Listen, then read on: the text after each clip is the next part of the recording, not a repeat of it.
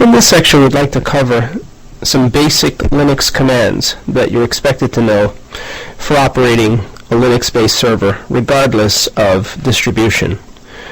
So with that said, let's go ahead and open the shell. Now, from the main desktop, the GNOME environment, this is the default manager, window manager, and desktop environment. If you right button, you can launch an open terminal, or launch the open terminal icon, which will bring up a GNOME terminal. The GNOME terminal creates a shell interface similar to what you will experience if you access one of the consoles on Control-Alt F1 through F6. A pseudo terminal, or PTS, is automatically assigned for each window that you open. For the very first window, the pseudo terminal is usually assigned PTS 1. So in this case, when we type TTY, which is a basic Linux command, it tells us that we're on dev PTS 1. Pseudo terminals are created beneath the dev tree, and they're created indefinitely for as much shells or terminal windows as you need. So if you open 10 windows, pseudo terminals 1 through 10 will be created. Now let's go ahead and launch our editor and open our notes to take notes regarding some common Linux commands that you should know. We'll execute gedit. Gedit is a program that is like Notepad with more features and allows you to edit multiple documents, but simultaneously it supports regular expressions amongst other features such as colorization of text, so on and so forth. Gedit can be launched by simply executing gedit. You may also background gedit using a basic Linux skill, which is by appending to the end of a command the ampersand. Ampersand backgrounds the process. In the case of a graphical process, what that means is the graphical process will launch in your main window area, and you will still have access to the shell. Otherwise, if you don't use ampersand, or if you do not background the process, you will no longer have access to that pseudo terminal. The program launches, but you cannot interact with the pseudo terminal. So let's close gedit, then execute gedit with ampersand. Now it doesn't matter whether or not there's a space between the gedit and the ampersand. You may or may not include a space. The fact is, if you indicate ampersand after the command, the program is launched and you still have simultaneous access to the interface, to the shell-based interface, or to the pseudo terminal from where you launched the gedit session, or any program for that matter. So with that said, let's open our notes, and towards the bottom we'll indicate, and we're well beyond the FTP installation, that we're now discussing basic Linux commands, many of which you'll need to know if you intend to pursue certification. So for example, TTY reveals the current terminal. The terminal may be a standard TTY or teletype terminal, or a pseudo terminal, or you may be connected to the console, dev console, or connected perhaps via serial port. However you've connected to the system, the pseudo terminal or teletype terminal or serial terminal will be revealed if you execute the TTY command. So this is one of the simple commands that you may execute. In addition, it also helps to know who you are on the system. Again, this is yet another basic Linux command. By simply typing "who am I," it reveals the currently logged in user. So let's try that from the shell. From any Linux shell, execute "who am I," and it tells you who you are. If you are using the bash shell, as we are, you'll see that the user who you're currently logged in as is indicated in the prompt. But this isn't always the case, depending on how the administrator has configured the prompt for the system. So you can't always rely upon the prompt revealing the user's name followed by the host name or the short host name. But you can rely upon the "who am I" command, whether you connect using a standard TTY, a pseudo terminal, or a pseudo terminal through SSH, or via the dev console interface. "Who am I" will reveal who you currently are logged in as, or who you currently are authenticated as to the system. That leads us to another command, and that's the which command. Now we've executed two commands thus far, tty and whoami. The which command tells you where in your search path a program has been located. So let's try which followed by the program named tty. This tells us that the tty program we recently executed is located in user bin. User bin is a directory that's accessible to all users on the system, including root, of course. So which reveals where in the search path a program is located. Very important if you want to know which version of a given command has been executed, because on Linux systems you may maintain multiple versions of a program and may inadvertently run an incorrect version. So it always helps to know which version of a program ran. For example, you may have downloaded a later version of tty, but have neglected to update the user bin copy of tty, and you may get unexpected results. So which tells you where in the path the tty program in this particular case is located. Let's try it for whoami. Which whoami tells us that it's also in user bin. So it searches your path. Now the Linux shell maintains all sorts of variables, and those variables are accessible using the echo command, so we can at least see the contents of the variables using echo or set, which are two additional commands. So echo prints to the screen, and if you combine echo, let's say for example, with the name of a variable, so echo path, and most Linux variables are in uppercase, then you'll see the path that was searched by the which command. So echo path dumps the current path to stdout, or standard out. Standard out happens to be whatever console you're currently connected to. So since we're connected to sudo terminal number 1, this is our standard out. Let's go ahead and try to echo the path.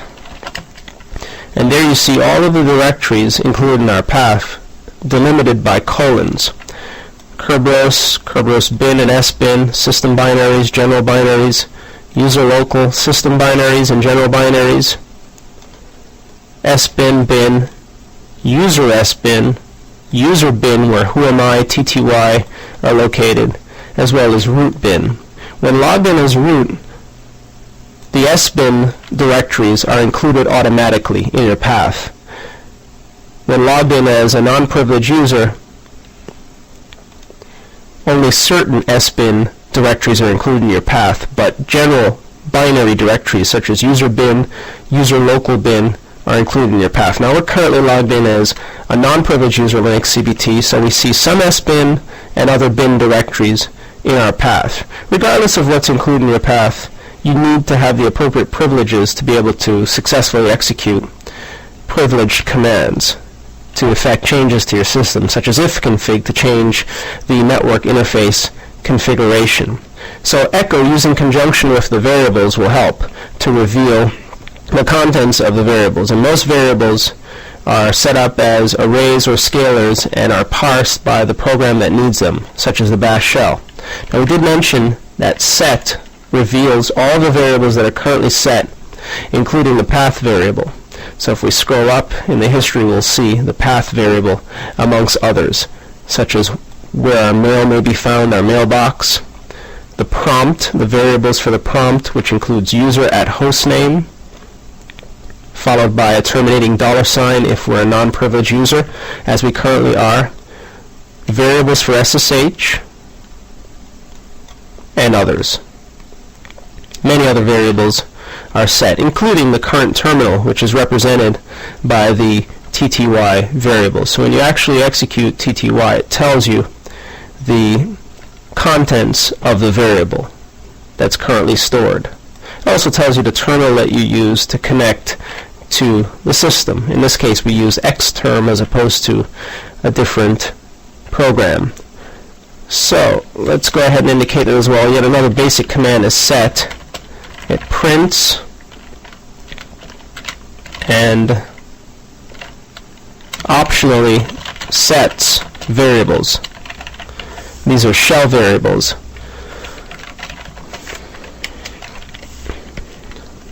which leads us to another command. That's clear. This is self-explanatory. It clears the screen or terminal. So if you're connected to TTY1 or through any number, or pseudo terminal 1 through any number, and you type clear, it clears the screen, which leads us to another command, and that is reset. Reset resets the buffer, the screen buffer.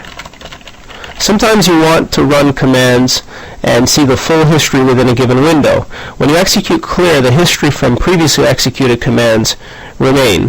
However, when you type reset, notice that the buffer has been cleared. You can no longer access previously executed commands. It doesn't mean that you've lost those commands. It simply means you cannot see them within the current window.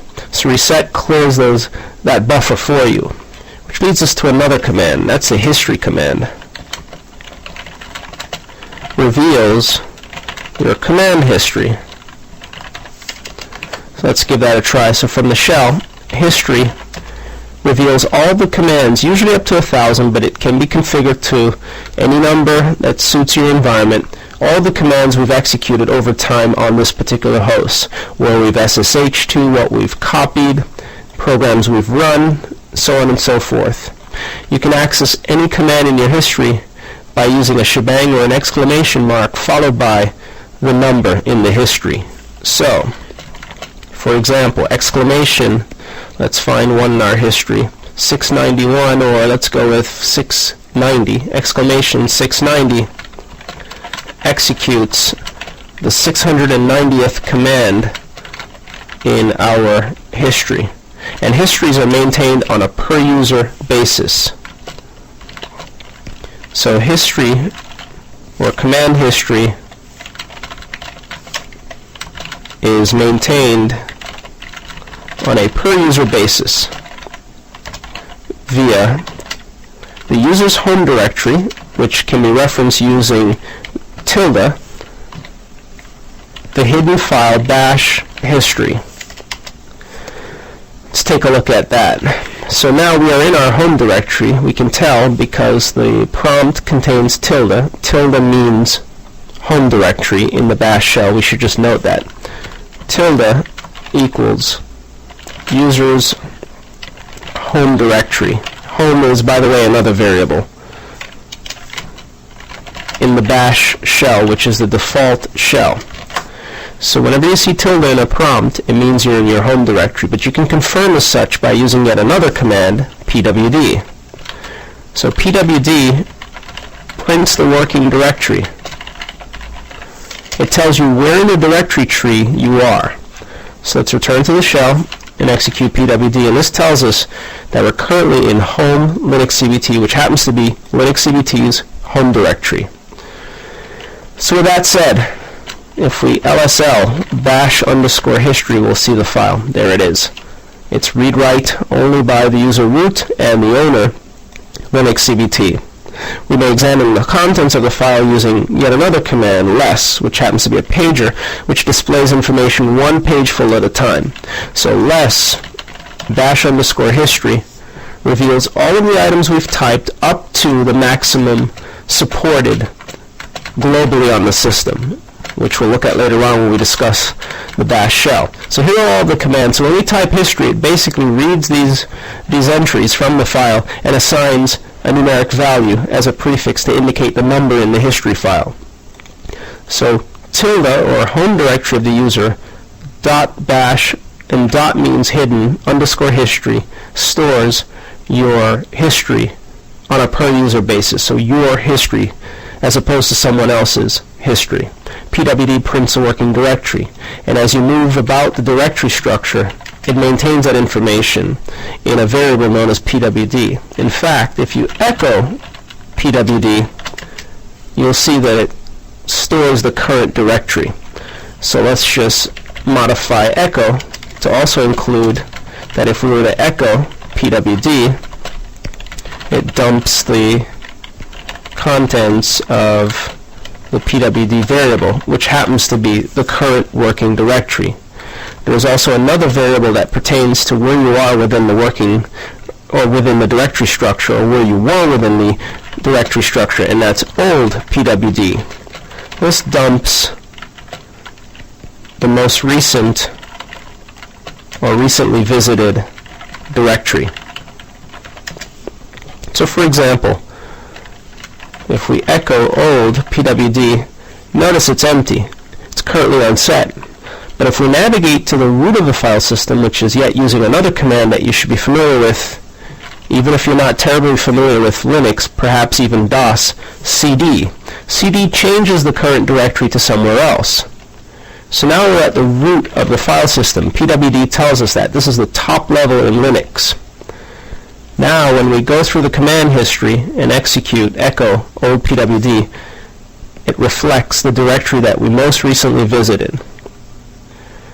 So old PWD is a variable that stores the most recently visited directory. cd, yet another command, allows you, it's a very simple command, to change the directory. So changes directory to desired directory.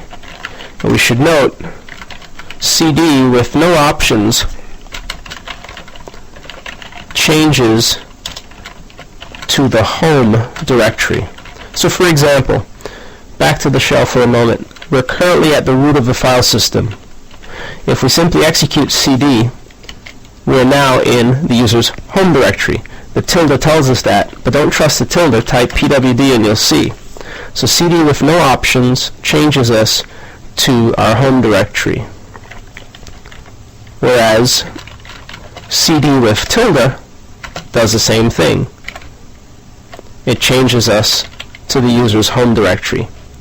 And we should include exactly what we mean between single quotes so it's explicit. cd with no options,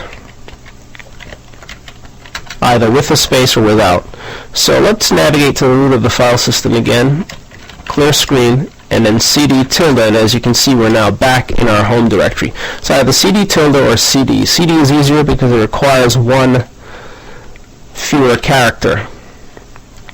Super. So thus far we've covered TTY, who am I, which, echo, set, which dumps the variables that are set system-wide and on a per-user basis, clear, reset, history with various options, PWD.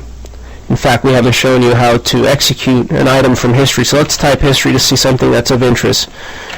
And here is something that's of interest. So exclamation 700 will re-execute echo old PWD for us. And there you see it has echoed old PWD for us. We've also covered cd. cd can be used to change to any directory that you desire. For example, cd / changes to the root of the file system, regardless of where you are within the file system. So currently we're in home Linux CBT. cd / changes us directly to the root. It always propels you to the root of the file system, whereas you may indicate explicitly where you'd like to end up. For example, etc. Let's navigate back to our home directory and then change into etc. And this takes us directly to etc. You may also use cd to change to relative directories. So let's navigate back to our home directory and execute ls. Here we see multiple files from other versions of Linux CBT, as well as a directory named desktop. To change to a relative directory, simply cd space desktop. Without the /, it means that the directory is relative to the current directory. It's one level beneath our existing directory. This changes us one level down beneath home Linux CBT. To change one level up, cd ... Let's just go ahead and document this very quickly. And again, these are very basic commands, but it still helps that you know how they work. So cd desktop changes us to the relative directory, named desktop, of course, whereas cd ... changes us one level up in the tree,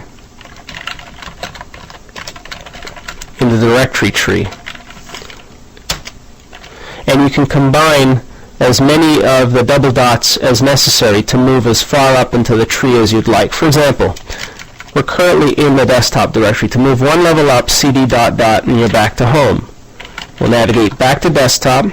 If you'd like to move, let's say, 2 levels up to the home directory, cd ... / ... will take you 2 levels up. Now we're in the home directory. 3 levels up, just use another set of double dots. So cd ...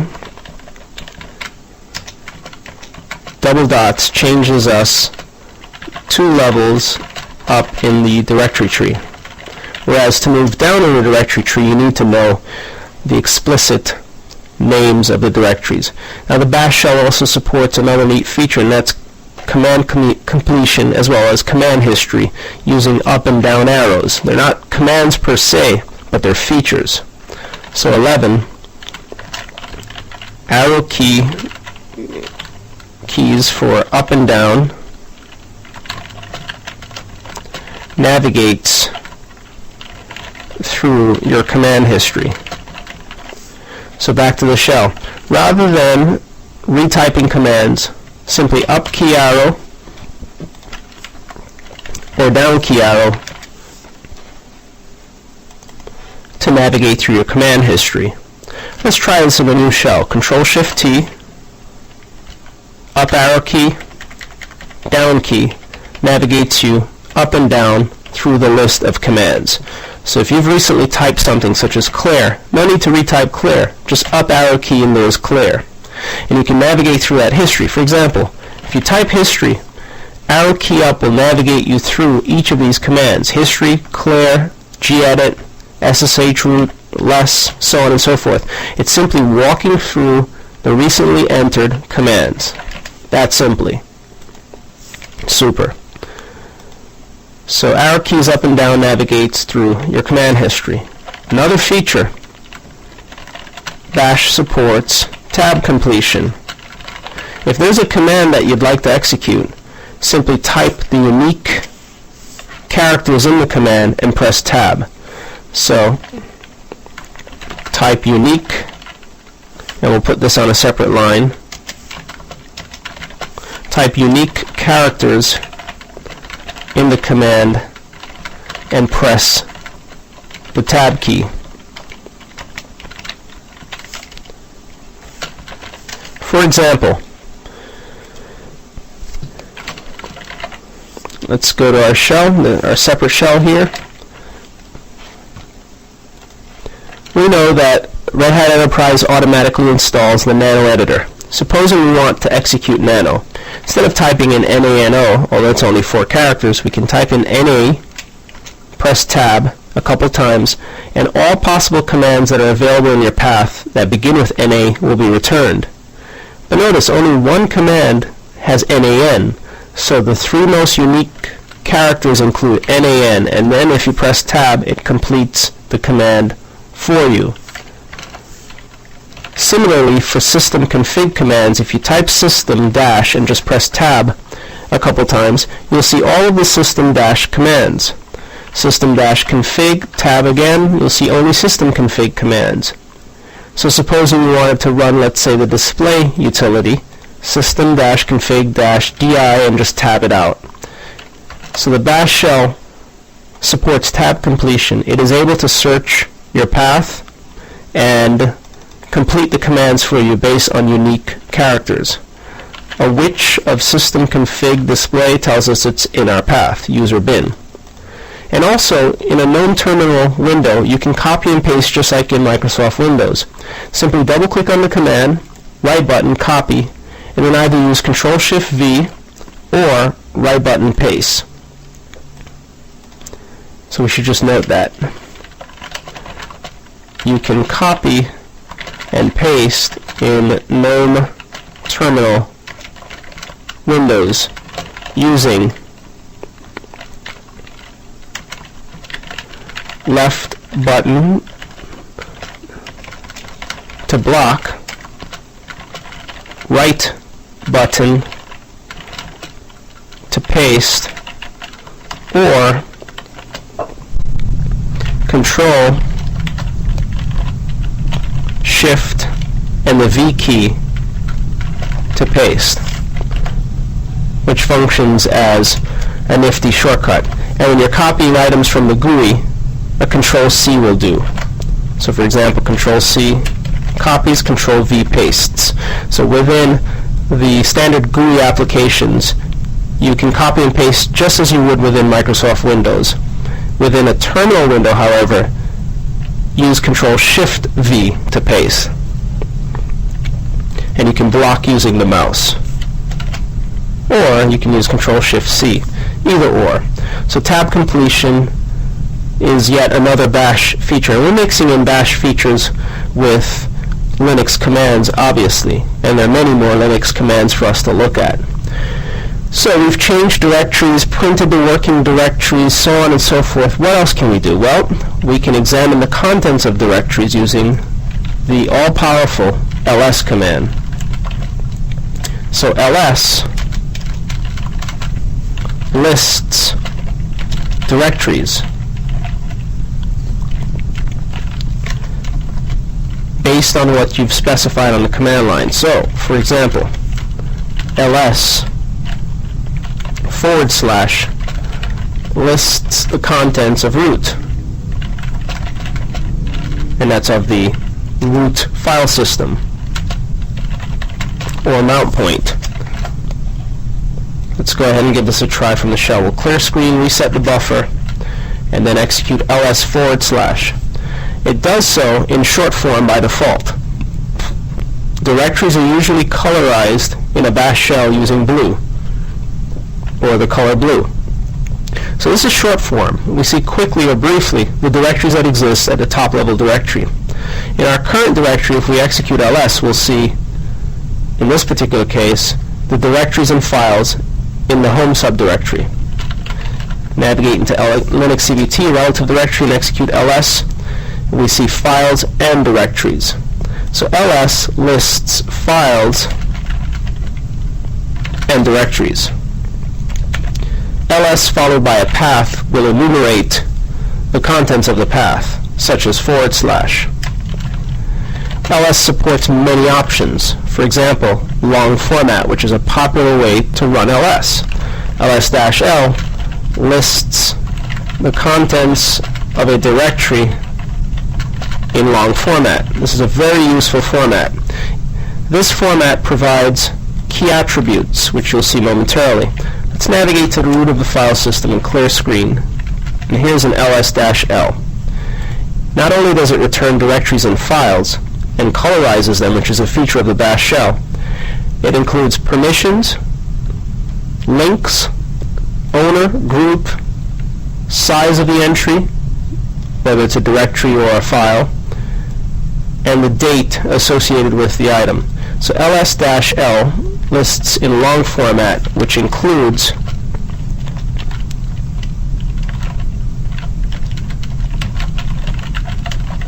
permissions, links, ownership for the user and the group, size, date, and name information. So when you need to determine permissions, links, ownerships, size, date, or name information, use ls-l followed by the directory that you'd like to focus on.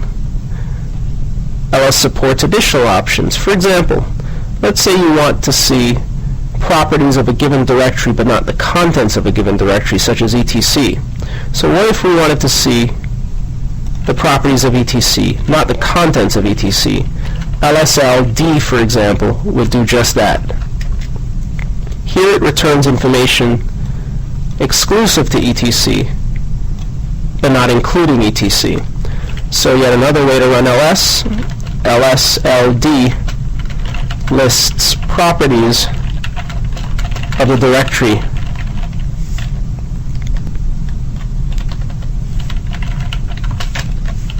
etc, not the contents of /etc. Whereas when you typically execute LSL etc, you'll see the contents. For example, LSL etc lists the contents of etc, not the properties of the directory container etc. Big difference. So use LSLD to obtain the content information. You need L for long format to return permissions and so on. You need D to narrow the focus on the directory. Now you may also sort with LS. So let's navigate to our home directory, for example. LSLTR sorts the information, placing the most recently used items or recently modified items towards the bottom of the list. LSLTR sorts chronologically from earliest time to latest time. So sorts chronologically from older to newer, if newer being at the bottom of the list. Here we see entries at the bottom, and as you scroll up you'll see entries, older entries towards the top of the list going back to April of 2007. So sometimes it's helpful to look at your directory's contents in this fashion, older to newer.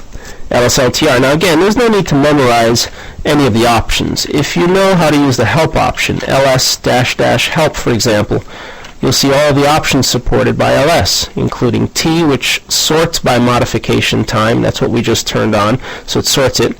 And the lowercase r option, which reverses the sort order. So this means basically if we execute LSLT, we see that the older files are at the bottom. The newer files are at the top. So ls-help will return useful help information. Returns possible usage information. No need to memorize it. In fact, you'll find that you'll use specific options frequently, and only every now and again will you need to use the obscure or other options that are useful for a given situation. So some options will be used frequently, others will not be. Again, there are many, many other options. As we've mentioned, hidden files are listed with a prefix dot. So for example, an ls-a, lowercase a, reveals those hidden files. Before we didn't see those hidden files, but now we see them.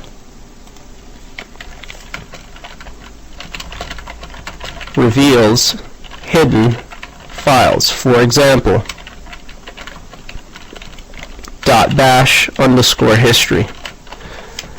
But if you know the name of a hidden file, you can always type in the name explicitly without using the -a option. So for example, ls bash underscore, and just tab it out, will reveal all of the files that are hidden. These are all hidden.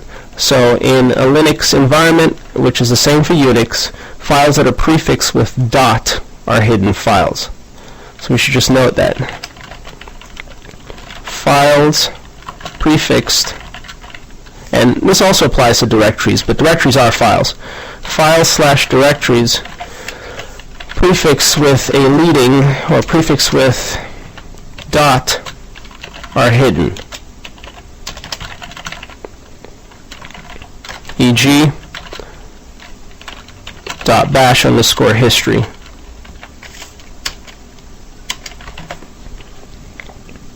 Now again, there are many other options you can apply to ls. For example, what if you wanted to see the inodes associated with files?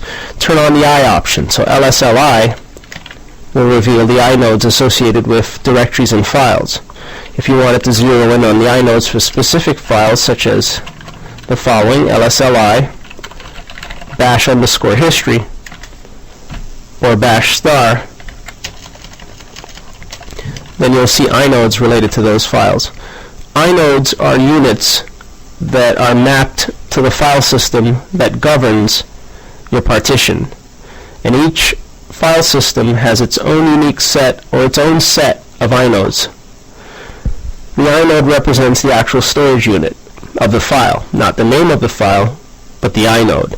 So .bash_history really translates to an inode from the operating system's perspective, known as 147572, which is one of the reasons why within a Linux environment you're able to symbolically link as well as hard link to different inodes, representing those inodes as various names across your file system. So that said, next we're going to continue looking at some basic Linux commands that you need to know.